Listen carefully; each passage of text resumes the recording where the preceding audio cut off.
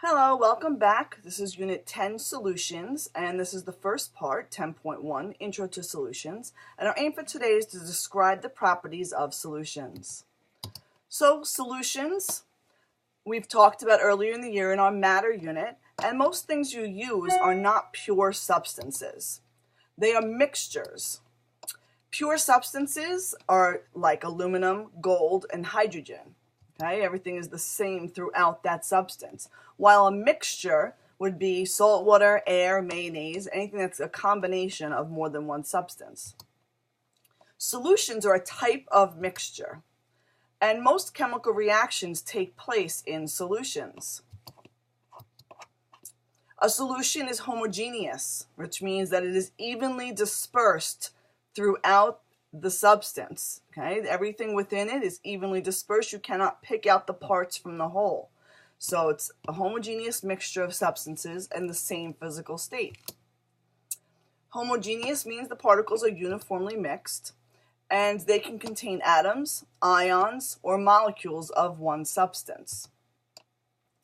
When they're spread uniformly throughout that second substance, this creates a solution. So, for example, in salt water, you have NaCl, sodium chloride, stirred into water. So NaCl is salt, stirred into water, and the salt dissolves into ions, which separates the sodium and chlorine into ions. You have sodium plus ions and chlorine negative ions. They uniformly spread throughout the water, and this becomes a solution. So here's an example of a beaker full of water, and you could see the H2O is representing the water molecules within the water, and your sodium and chlorine ions have separated and are now dispersed within the liquid.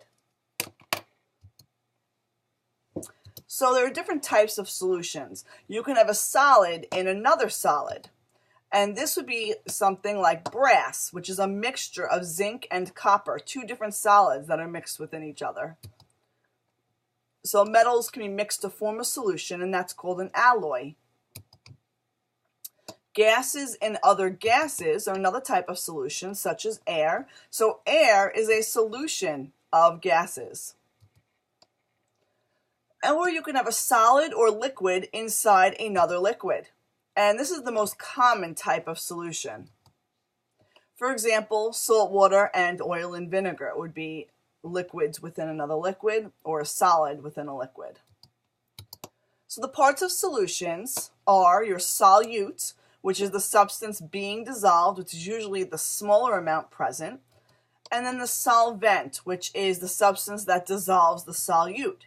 And this usually you have a greater amount of solvent, okay? Usually we're talking about water as the solvent, and the solute is placed inside the solvent and is dissolved within it. Water is the most common solvent, and that's what we'll mostly be talking about. When you see the AQ, right, this aqueous in parentheses after the name of a compound, this is used to show you that something is dissolved in water and creates an aqueous solution, which means it's a homogeneous mixture. So, if we have sodium chloride solid, this means you have solid pieces of salt, and it produces or decomposes into sodium plus, so an ion of sodium, aqueous in water, plus chlorine minus, so ions of chlorine, also aqueous within water. An example here is your sodium chloride dissolved in water.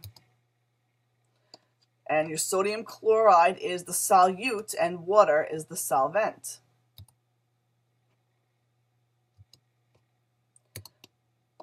Once the salt and water are stirred and the mixture becomes homogeneous, the dissolved particles will not settle out. You will not find salt at the bottom of the container if it is dissolved in.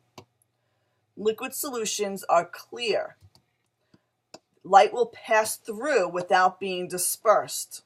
Okay, so light passes straight through. Solutions also can have color. For example, copper salts create a blue color solution. But it doesn't have to have a color. It can also be completely clear. Sodium nitrate, for example, is colorless, as is salt water. Dissolved particles are very small and they do not separate in a filter. So if you filter salt water or any solution, you will not catch the solute in the filter. Okay, you have to separate them using distillation, which is when you boil it out and use evaporation to create that.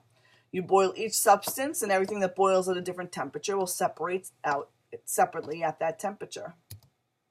So a couple of questions from the Regents.